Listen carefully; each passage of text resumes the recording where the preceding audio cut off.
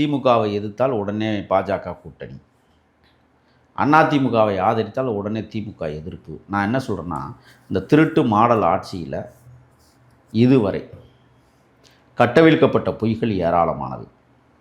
ஒரே ஒரு செய்தி உங்களுக்கு சொல்கிறேன். ஏன் நீங்கள் 2001 2011 ஆட்சியில் பங்கு, அதிகாரத்தில் பங்கு அனுபவித்த வரலாறு மறந்து போச்சு உங்களுக்கு?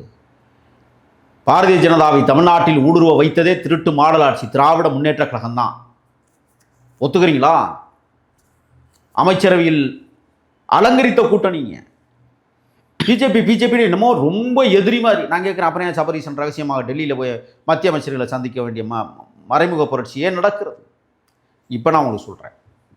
அதிமுக பாரதிய ஜனதா கூட்டணி உடன்படிக்கை கையெழுத்தாயிருக்கா? இல்லை. எங்காதும் எடப்பாடியாரும் மற்ற பாஜக தலைவர்களும் அடிக்கடி சந்தித்த வரலாறுகள் உண்டா? அண்ணன் திருமாவளவன் திராவிட முன்னேற்ற கழக தலைவரை போய் மாதம் 3 தடவை சந்திக்கிறார். அந்த மாதிரி சந்தித்த வரலாறுகள் நிகழ்வு உண்டா? சொல்லுங்க.